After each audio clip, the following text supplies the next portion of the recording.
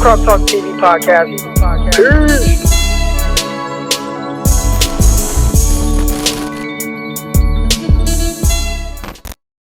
49ers secondary. And I think that they've played exceptionally well, especially considering you haven't played without your two starting cornerbacks. First, let's talk about Josh Norman. We'll talk about Josh Norman and Deommodore Lenoir. Because I was scared. Not scared, but my biggest thing that I was worried about were how do the 49ers corners match up with the speed of Philadelphia Eagles receivers. 49ers don't have any burners on the outside. They don't have guys that just are just pure fast speed cornerbacks. And we saw it kind of bite the 49ers a little bit. They had a 91-yard completion to Quez Watkins. All right, now let's talk about that. So you have Quez Watkins and you have Deommodore Lenoir. And it looks like he's either playing man or he's playing some type of quarters, whatever it is. But he's about 6-7 yards off. All right. Now, in the NFL, right, there's not high school. And I know I might have some high school coaches in there and they're like, well, my guys play 5 yards off, man. You don't want that in the NFL. So what's going to happen, NFL collegiate level, the receiver is going to get on your toes too quick. So what it's going to do is it's going to speed up your time clock. All right. So your turn and run is going to be different. Now you have to go for everything that the receiver is going to give you, whether he sits his route down, whether he comes underneath you, whether he does a curl, stop, come back, whatever it is, or go, everything is going to be sped up because the receiver is going to get on your toes too quick. So when I watched that play, but once I looked at the alignment, I'm like, oh, that's the issue there. He needs to be about 8 yards off for sure.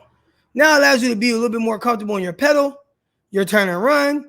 The receiver doesn't get on your toes as fast, and now you can play a little bit more honest. Now, what I would say to him is, you know that this dude is a blazer.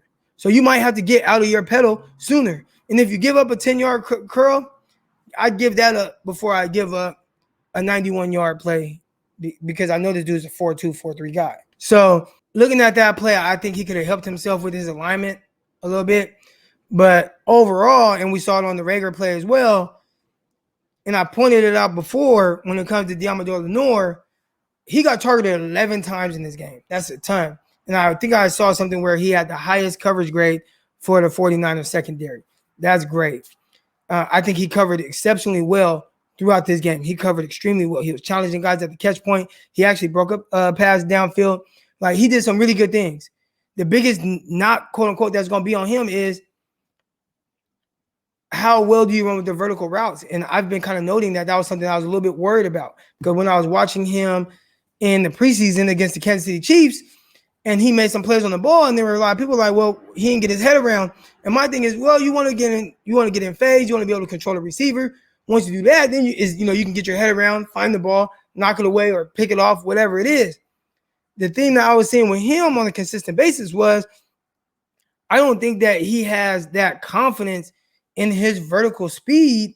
I don't even know if it's so much that he doesn't have the confidence. He just might not have that long speed like that. And he's not getting in phase quick enough to be able to get his head around. So that was one thing where I'm like, long speed might be a little questionable, right? And then you watch what happened in this game. And on the one where the guy stepped out, textbook. I mean, get to him, hand fight, looking lean, great.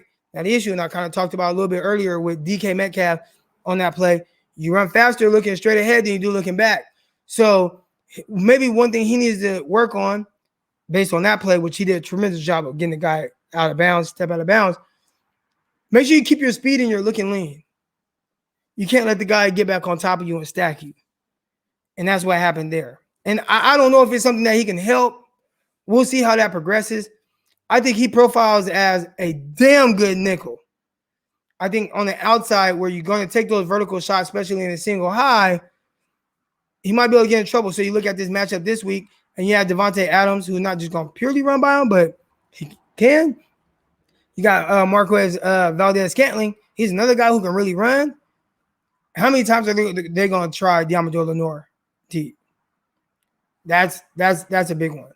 So I thought the Eagles would, and they did. I want to see how Green Bay is going to do it.